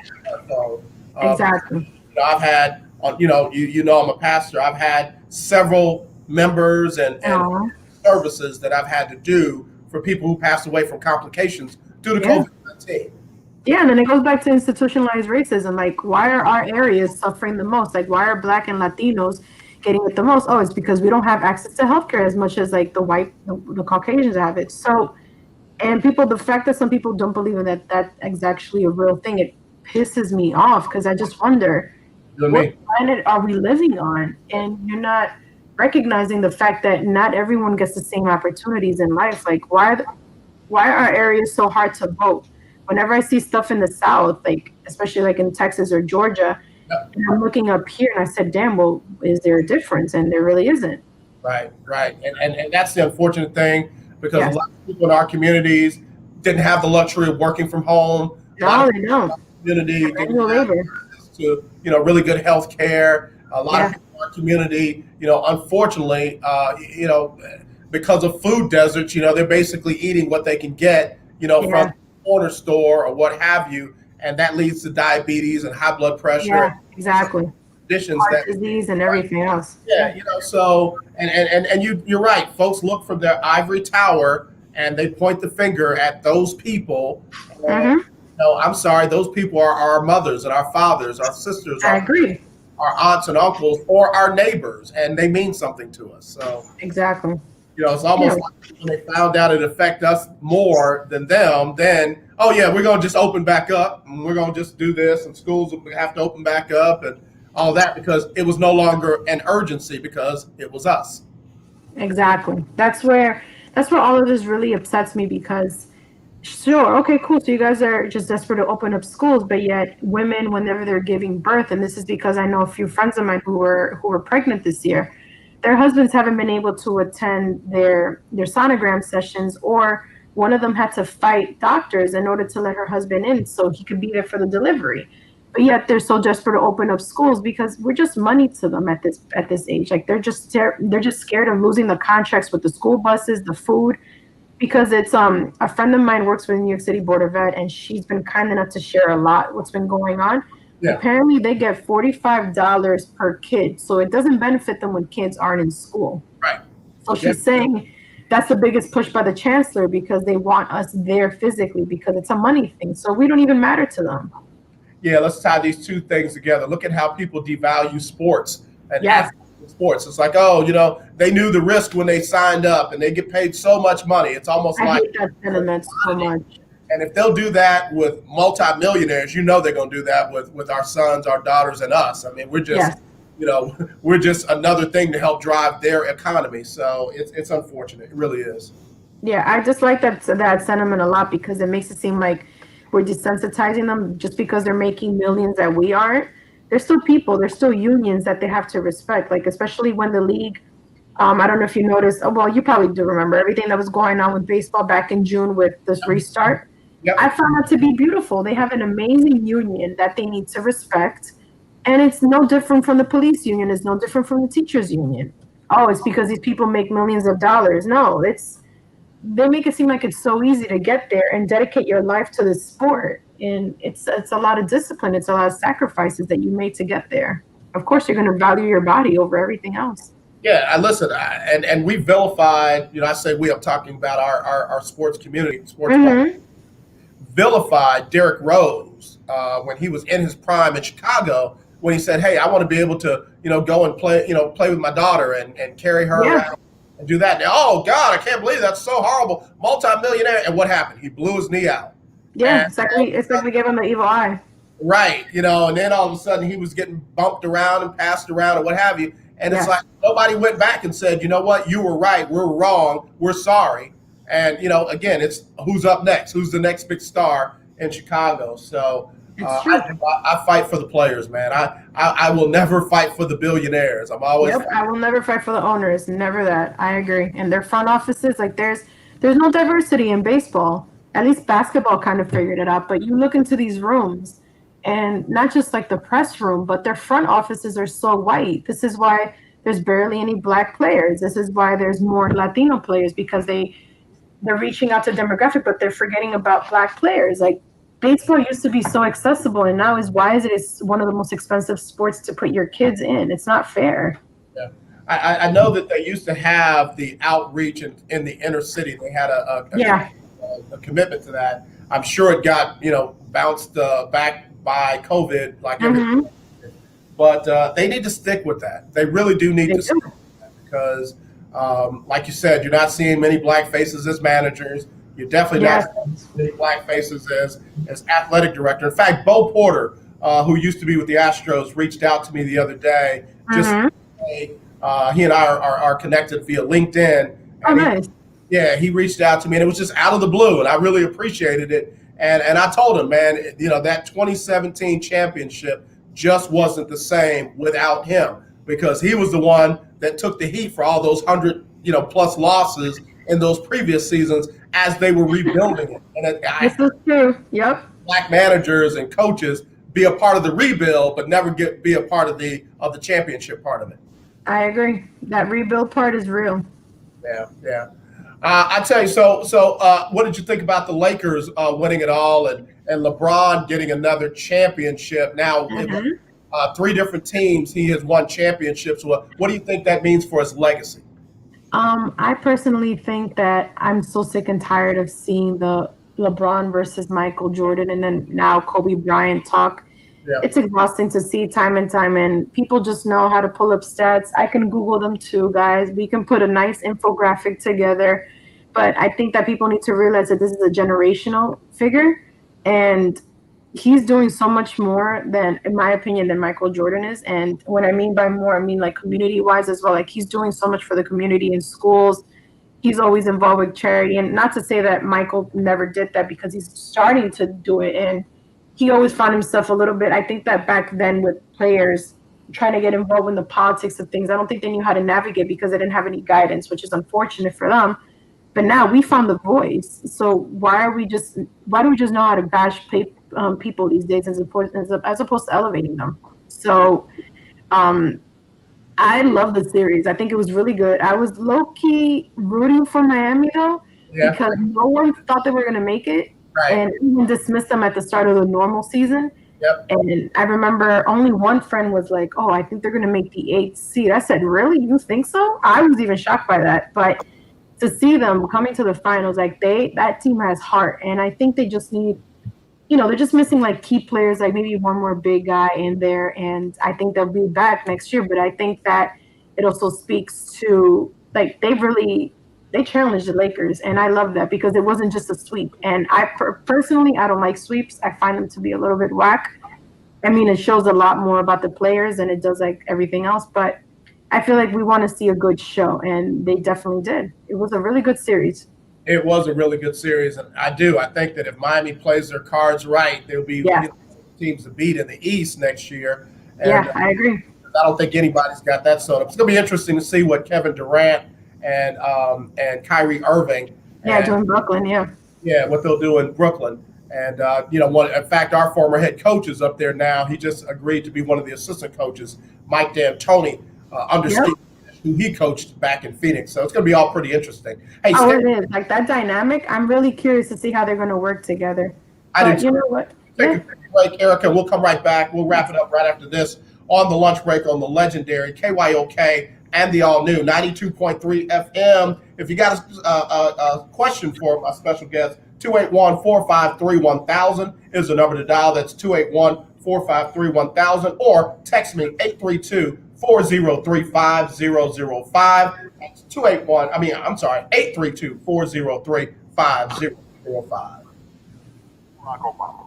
And I want to talk about the choice you have for your next U.S. Senator. I hope you'll vote for MJ. How long have you been doing the show for?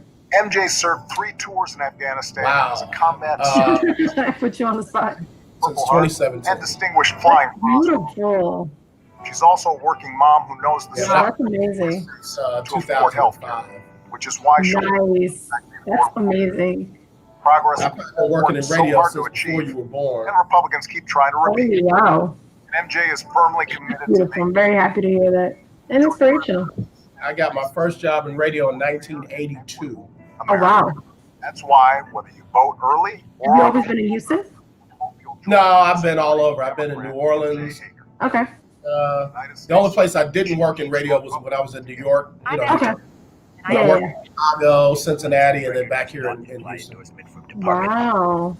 Admirable. I'd love to hear that. It's been a lot of fun, man. I really enjoyed it. Aww. I could tell, like the dynamic, the energy. I'm here for it. And after the death of the I love what I do. I really do. things that have been done by the courts to grant rights to racial, ethnic, religious, and other minorities are seriously at risk. The chances for the survival of Obamacare and affirmative action seem to be remote at best. Do you want an administration and court system that takes the side of bad cops and that works? I really hope that he wins on Tuesday. This election is about whether you have your right at first-class citizenship and humanity. The voter suppression efforts now existing in Texas are a clear reminder of years back. They are reducing polling places, drop boxes for absentee ballots, permitting abusive poll watchers to abuse voters, and a host of Hearing these messages makes me wonder, like, you have the nerve to call other countries third world countries. What's the difference between us and them? Yeah, really. Todd Cummings Jr., Vice President. Nope, not at all. 1140 AM and 92.3 FM. The legendary KYOK. The lunch break on the legendary KYOK. Man, we're right back here on the lunch break on the legendary KYOK and the all-new 92.3 FM. It is our Freestyle Friday. And here to help me freestyle is the founder and host of Curls and Sports. It's Ericka Fernandez, all the way, excuse me, from New York. And Ericka, when can people check out Curls and Sports? Of course. Well, I try to put out a new podcast episode every Friday, and it's everywhere you can kind of find podcasting. But it's been a challenge because I was waiting for the World Series to be over. So I'm like, all right, cool. I have to make sure to record. So I'm going to try my best to put the episode out tonight. This way, you know, out with the old, in with the new, and see what happens next week. All right, sounds good. We're definitely going to be checking it out. I've got the link there to your so people can check it out and find out more about Ericka Fernandez. Ericka, checking out any of the college football here lately? I have to admit, no, I have not. I think I needed to take a little bit of a break from sports. I think it was too much, like between basketball, 40 games in a day. I'm exaggerating. Obviously, it was like 6 or 7. I think I needed a break, so I have not checked out any of the games, but I have been seeing the reactions. Like I noticed that Indiana beat Penn State last weekend. I follow a few Penn Staters, and they were like, "Wow, just cancel our season because this is." Let me tell you, that was a heartbreaker because it was almost too close to call. But you know, you got to get it right. You're checking out the replay. You got to get it right. And sure enough, they gave the young man the 2-point conversion. But I blew it up on my Twitter and posted it up there. Was laying out of bounds before that ball touched the pylon, and you know they gave it to him. But again, it's so close. You know, let it come down to that. But again, a good win. Ohio State looked kind of good in their win over Nebraska. But everybody's talking about the two big teams, Clemson and Alabama, and then we find out Clemson's quarterback. That's what I did see. Okay. Yes, I did see that. COVID-19. So we'll see how that works out and who will be the guy who will come in and try and fill in for him. So we'll see. It's going to be interesting. Yeah, and also the hope that he doesn't get, you know, the whole permanent damage that we were talking about. He's such a young kid. He's what, like 19, 20? He is young and is probably the number 1 pick in the upcoming draft if he decides to come out early.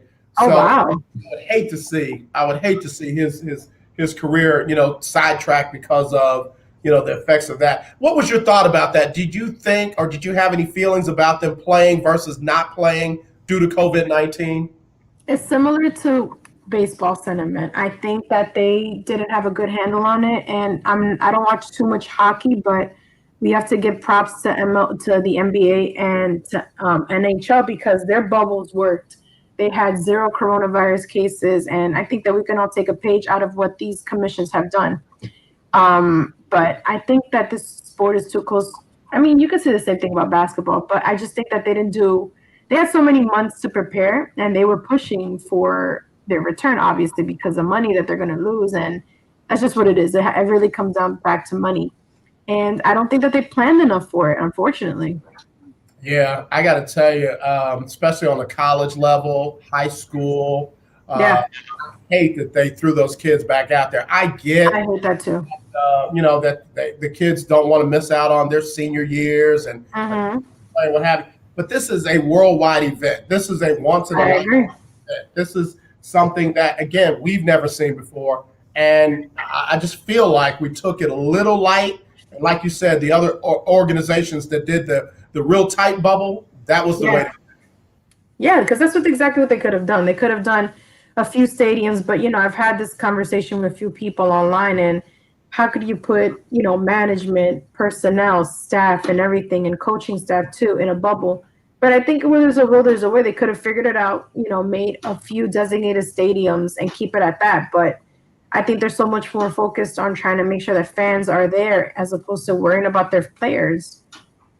Yeah. It's funny that University of Florida was talking about packing out their stadium against Georgia. Oh, my God. Their governor is very questionable, but yeah. Yeah, sure enough, COVID, interrupted that, and they weren't even able to play the game. So I just feel there's something about us having our economy so tied up in college sports, pro sports, and even high school sports, because it's real big down here in Texas. It is, yeah. I have to definitely give it to you guys. Like up here, it's not, and I think that it's trying to be, and it's even that it's still a fail. Yeah. Now, listen, I know you're not a big Jets and Giants fan, but I mean, just somebody who lives in the area. Will those teams ever be relevant? Is there anything that can make folks really believe that the Jets and the Giants could win? Like, I guess the Giants are the most recent one to win one, beat the Patriots. But what's going to make those teams matter again? Well, I don't know what's going on with Adam Gase, and I don't know why they haven't fired him, but I can even begin to explain, like, what are they doing there? And I forget who the Jets play this weekend, but there was a player who was giving the Jets props. And it's like, people just seem to always dismiss the Jets because they haven't lost, but that's a really good club. And there's just so much talent, but we're just wondering, like, what are these calls that Adam Gase is pulling? And as well, the same things goes for the Giants. Like, I'm a Giants fan. I'm just disconnected from it. I'm a little disconnected from NFL only because of how they handled the whole Colin Kaepernick situation. And then recently he apologized. Yeah. Well, that's where I'm like, well, you're telling me you didn't realize that this was an issue 4 years ago? So what sort of glasses do you need? Do you need me to help you out get a prescription? So that's where my problem comes with that.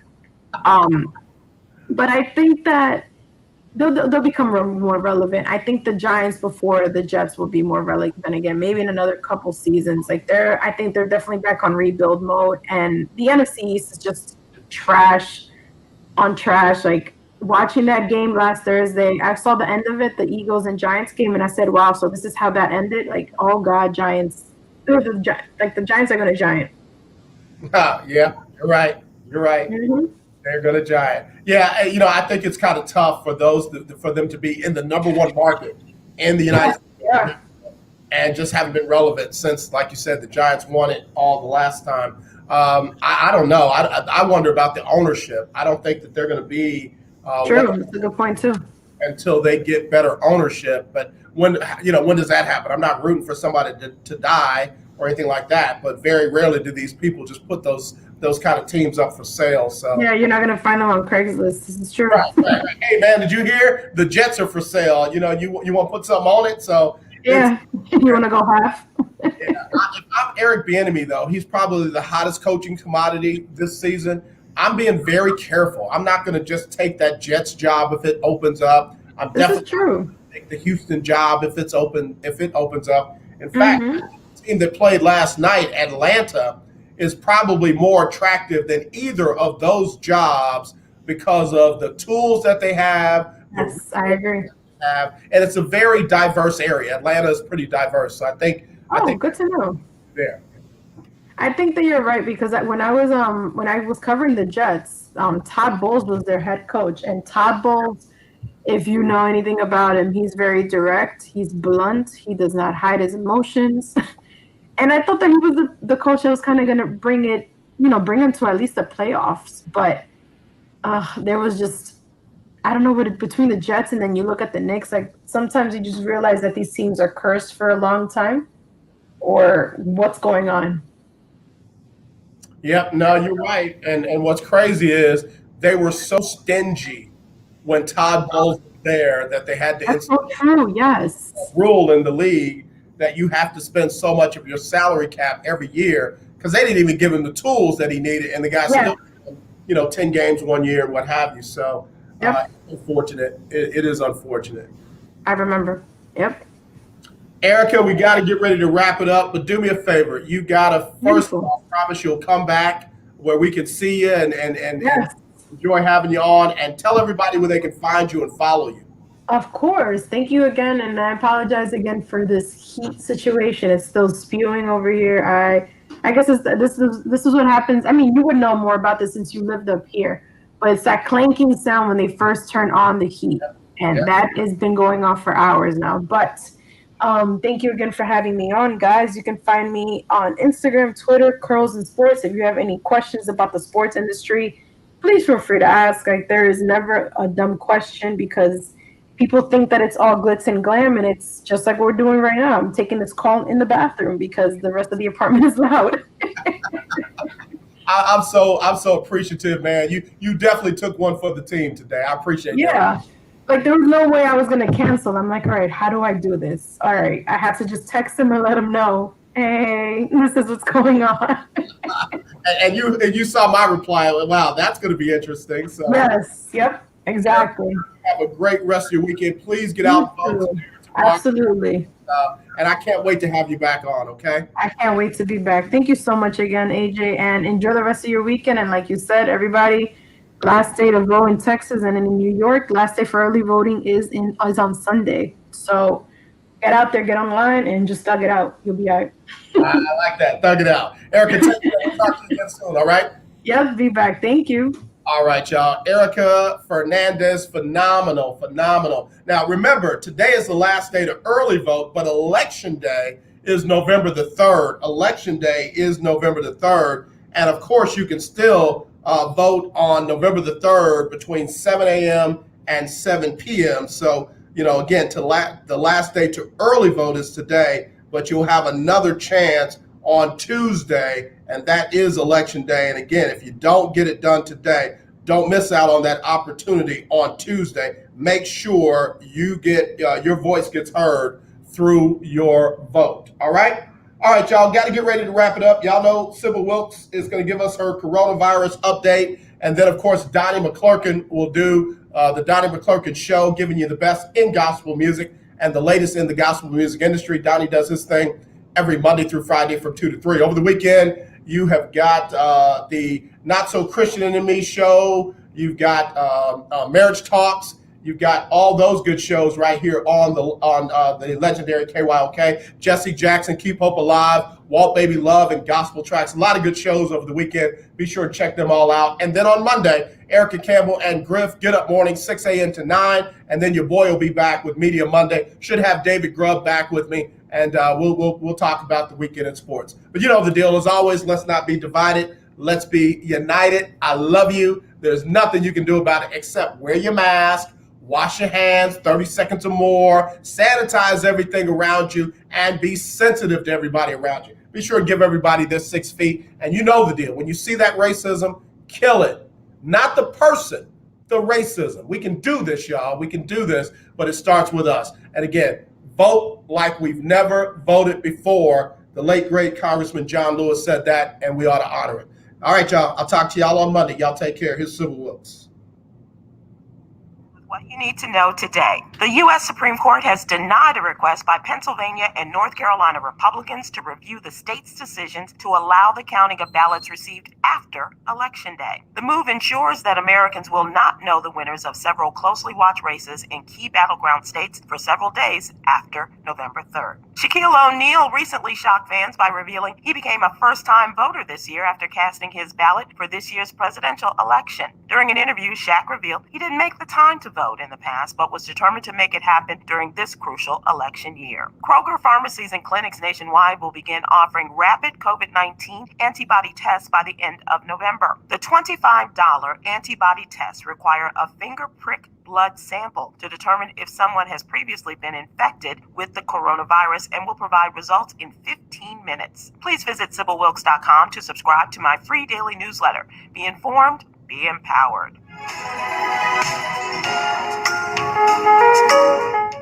All right, y'all. I hope y'all enjoyed the show, man. Really, really appreciative of my guests.